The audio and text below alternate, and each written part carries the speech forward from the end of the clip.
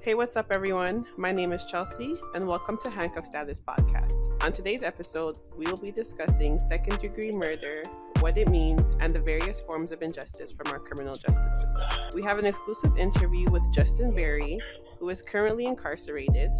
He will be sharing his experience and his story with us, so let's get right into it.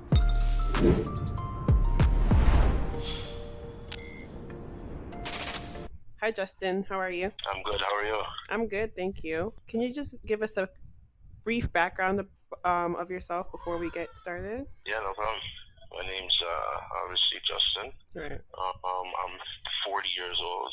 Mm-hmm. I got convicted of second-degree murder in 2005, but I got arrested on first-degree murder in 2003. I ended up pleading down from first to second, and started my pen bid. I was 20 years old when I started my pen bid. Okay. And now I'm going, I just started my 21st year from a life 12 I got sentenced to. So 12 years to life. Right. And now I'm on my 21st year. Yeah. So can you just briefly give us, just describe like what led to your conviction of second degree murder? Basically, it was an altercation between me and another person. Okay. That turned from a fight into a shooting. There was some history with the victim and my then co-accused. Okay. That I wasn't aware of, that led to the charge being first-degree murder. Subsequently, going through prelim and finding out more information, the Crown agreed to, if I were to plead to a life sentence, that they would drop the charge from first-degree murder down to second degree.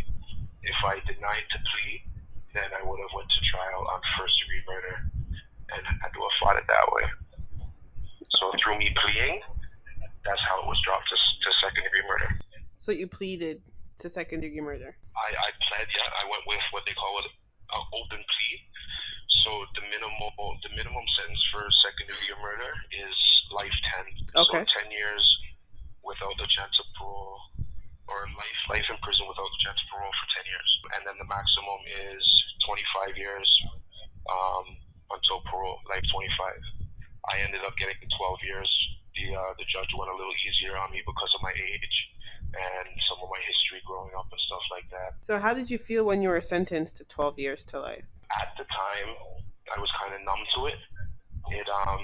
The fact that I got sentenced to life didn't really hit me until months into my sentence.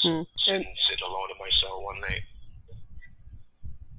It kind of just hit me. A crushing feeling, that to know that, now CSC has me, for life. It's up to them. It's up to the parole board when I get out. I can be as good as I want. At the end of the day, it's still up to someone else when I get my freedom back, right? So it's a very sobering feeling, for sure. Do you think that you had a fair trial? I think I could have had a more fair trial. At the time, I hadn't been in touch with the indigenous part of my heritage. So at the time of going to trial, I never had the ability to have a GLADU report, which is a report that indigenous offenders get that brings into account the background and the background of indigenous people. And I never got to have one at my trial. So okay. I could have had a better go at it. Right. If I did some of these things. Okay. For what it was, it wasn't too bad. The evidence was what it was. There wasn't really like my lawyer would dump truck me or anything. It just the evidence was what it was. So can you describe any challenges that you faced while adapting to your life in prison? Well, adapted to the fact that your community is a lot smaller, right? So you're forced to be with the same. Right now I got about 35 people on my range. Okay. So you're forced to be with the same 35 people all day, every day. Have to adjust to the fact that your family's now without you.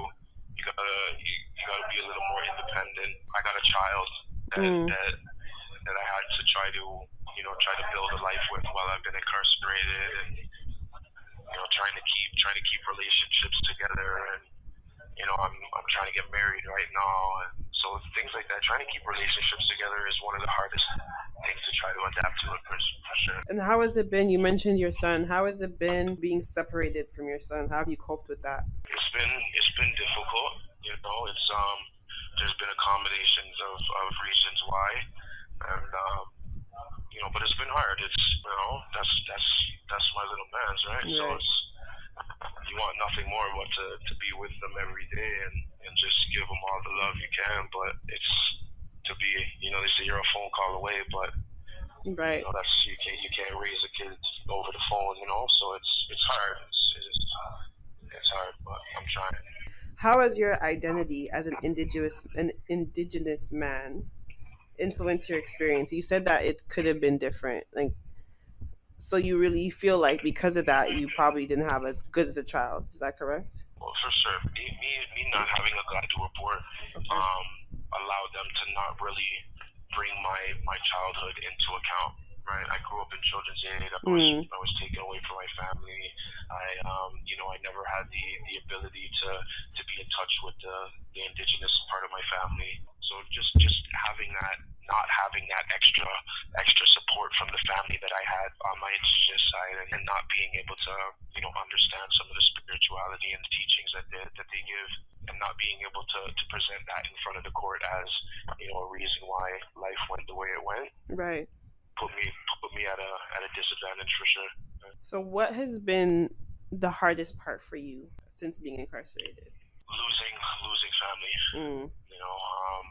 Like I said, I came in when I was 18. I'm 40 years old. I just turned 40 years old last week, and I've lost a sister. I've lost my grandmother. I've lost my stepfather. I lost my father. Numerous friends to the streets. So it's definitely the loss. It's hard when you're not able to grieve with the people you love, for the people you love. You got to keep on that hardened persona. People can't see you cry, do all of that. It's hard to deal with that grief. Right. I could imagine. I can only imagine how hard that is.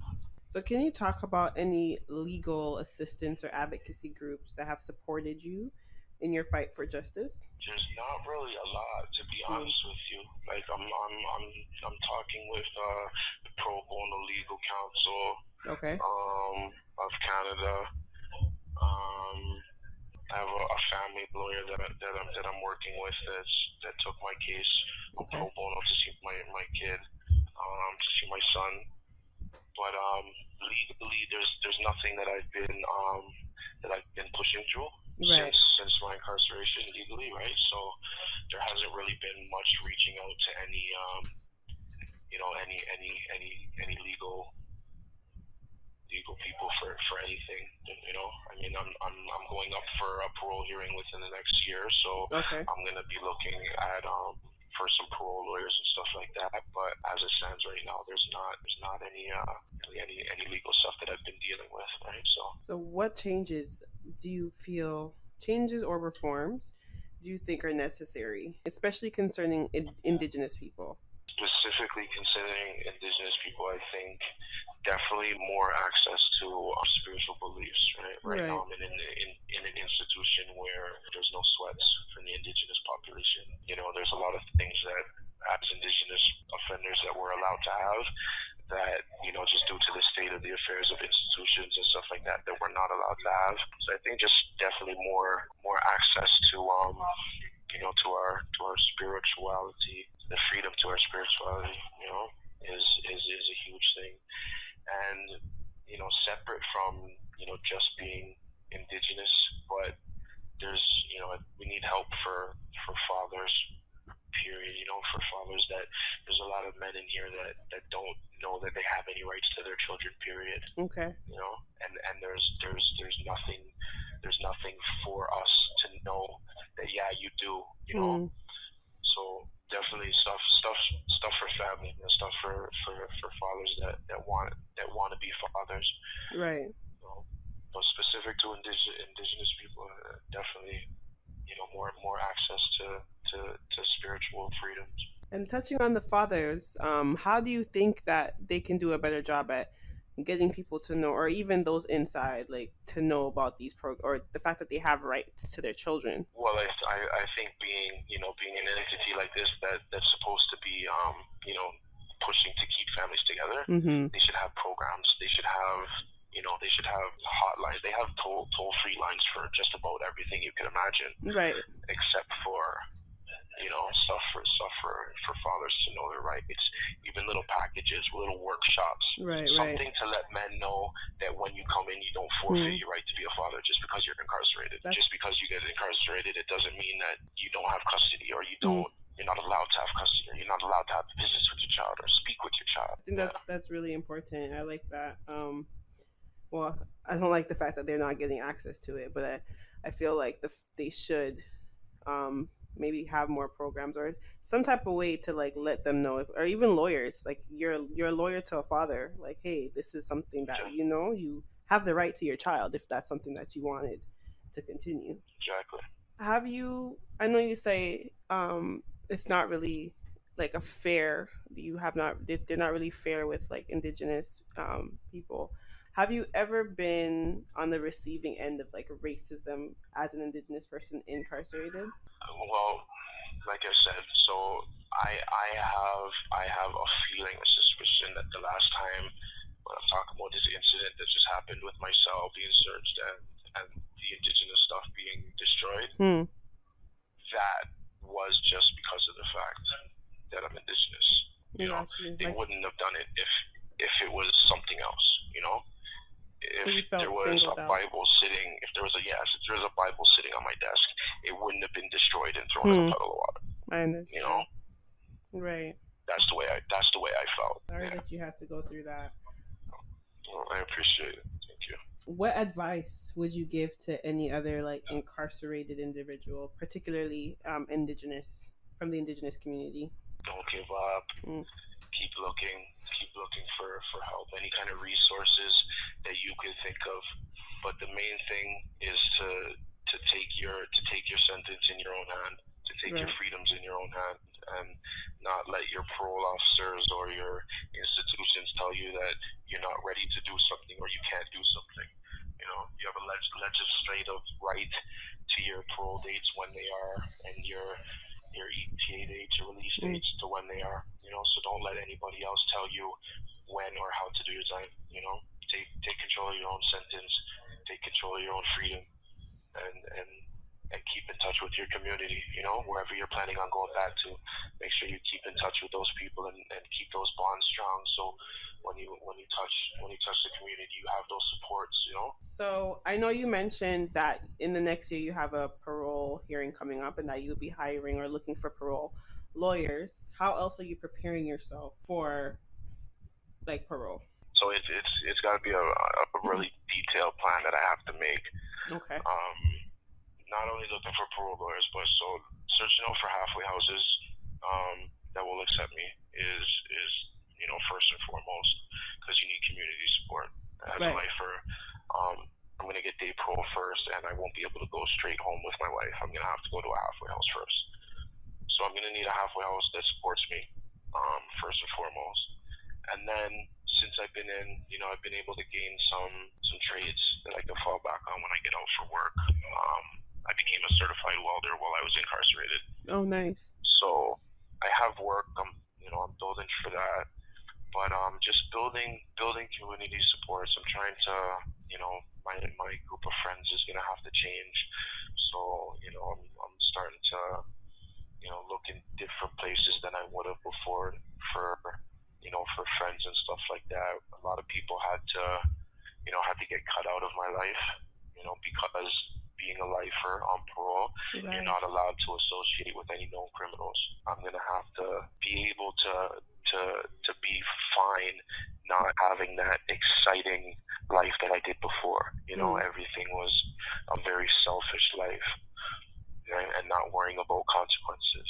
Leaning more on my family and the people that I know support me and have my back to be able to navigate being on parole, because it's not going to be easy, right? So finding work, finding hobbies that that can keep me busy, spending time with my kid, we got a lot of time to make up for, and spending time with my wife and my family. That's basically, those are the things that I'm trying to do. Those are the things that I want to get prepared to be able to be out and not be sidetracked and lose my focus from the good stuff that I want and get pulled back into the street life, Right. No, I like that plan. It seems like you definitely thought it out. The second part to my question is, how are you preparing yourself for the possibility of being paroled after such a long time incarcerated? Very slowly. It's a thing where trying to switch your mentality from being incarcerated so long to now switching it to being in the community is two totally different. Right. It's two totally different mind frames, right? You be incarcerated so long, you become institutionalized. You start seeing your world is different. And incarcerated so long, your world becomes the 500 people that you're with, and now getting out and being around hundreds and thousands of people all day is one of the most is one of the scariest things to me. So I gotta really be cognizant of stuff like that. So even asking my people, my wife knows that there's going to be times where I'm going to get out, I'm going to be overwhelmed, Right. So I've told her already, that we're going to have to come up with something where you can snap me out of something, if I'm not doing well, we're going to have a way that you can bring me back down to reality and, get me focused again, because the scary part is being in a world that you've never known. It sounds like you have a good support system from your wife, at least. So hopefully that will make it a little bit easier. Yeah, it will, for sure. How have you stayed positive or hopeful after so long incarcerated? We always say freedom is a must, right? Yep. And whether you believe it or not, just use it as a mantra. That's the only way. I get happy when I see my brothers go home. That's what gives me hope. I see other guys get out, even if they're not doing life. Just the fact that you're getting out of prison, that's what keeps me holding on. My friend gets out, I'm happy. There's hope. There's light. He's going to the world, so it's gonna happen for me someday. I like that, and you think positive, it will come out. It will come back to you. So. Exactly. And how do you envision? I know you spoke about this a little bit, but how do you envision your life once you're granted? Or since you already mentioned a little bit about how you think your day-to-day life would be, let's just switch it to say, what would you want to do with your life after you're released? Short answer is just enjoy it. Okay. I don't think I ever really ever done that before. I was always some kind of drama going on in my life, some kind of violence or threats of it. I wanna be able to kick up and put my toes in the sand. Right. I don't wanna be running around the streets and having to look over my shoulder. I wanna be on the beach with my wife and my kids. That's what I want for my life. I just want to enjoy it. I love that, and I think that you will get that. Thank you. I really appreciate it. What message would you like to send to the outside world about your experience that you've had over the past 20 years? About my experience or the experience of Khan's period, I think is the same thing. Okay. That, we want people to know that, just because we're in here, we're not the worst. We're not all lost causes. Life still goes on, and we still have families, we still have children, we still have wives and mothers and brothers and sisters, and we're not just because we're incarcerated, we're not the evils of the world. There's plenty of evil people that are roaming the streets that never see a jail cell. That is true. And there's people that love us, and there's people that support us, and just that we're humans at the end of the day too, right? We're paying for our mistakes, and we shouldn't have to pay for them for the rest of our lives. We come to prison to pay our debts to society. Right. When we come to the street, we want to be able to just leave our mistakes behind us and move forward with our lives and our positions, you know. And what would your message be to the youth right now, knowing what you know and going through what you've gone through? What would be your message? Or even to, like, you have a son, what would be your message to them? You know, I know pain and trauma can go unhealed and undealt with for years, you know. And I know for myself that when I was younger, you know, in the Children's Aid Society and stuff like that, I'd have to talk to, you know, therapists and psychiatrists and stuff like that, that I knew nothing about what I was going through, you know. So if I had a person like myself that's been through the stuff and that's been through all the pain and the emotions, be able to talk to myself and tell myself, you know, that you don't need to go down this route, or the love that you think you're feeling from these people ain't real, and there's reasons behind it. To have someone like me listen to them, you know, if you have someone that's willing to help you and that truly understands what you've been through, listen to them, give it a shot, right? Because it takes literally 1 second for your life to go from amazing to the worst. Yeah. You know, it takes one shot, right? Very That's true. all it took. I know you said you just want a peaceful, easy life, but you should look into mentorship. Like, I could listen to you talk and I'd be like, yep, I get what he's saying. Like, you know, you never know. Somebody out there could listen to what you're saying and it could help them. Just a thought. The funny thing is, that is what me and my wife want to do. My goal in life, as well as, you know, the welding and all of this, is a fallback, right? But I do want to help people. I do want to help kids. You know, I've been through so much that I know that if I had one person like myself that's willing to help, things could have been different. You know, there would have been a chance. As it stood with me, I didn't have a chance. You know. I love that, and I think that you would do really well in that. Just speaking to you now, like, I think you would do good. And that hopefully somebody, through what you have to say, will definitely go down a different path in life. That's my hope too. So before we close off, no, for sure, I feel it, you know. Is there anything that you want to just say before we close off? Anything that's on your mind? Anything that you want to let our listeners know? Like I said, man, prisoners, convicts, whatever we are human beings, and you know, it's to have people, you know, listening to us or advocating for us, you know, volunteering for us. It may not seem like a big thing, but, you know, we take things like this to heart. There's not a lot of people that advocate for prisoners and people in jail and for their families, and really, you know, you're giving me the chance to voice it and to let people hear it. So, you know, just for people to really know that you know, if given a chance, this is not what we want to do. You know, given a chance, we want to be successful people. We want to be law-abiding citizens, and it's the, you know, the chances that we need that we're lacking. You know, coming to jail, we lose a lot of chances once we get out. Well, it's been a pleasure talking to you today, Justin. Thank you very much. It's been a pleasure talking to you too. And I wish you all the best moving forward, and with your parole coming up next in the next year or so, we wish you all the best for that as well. Sending positive vibes your way. Thank you very much.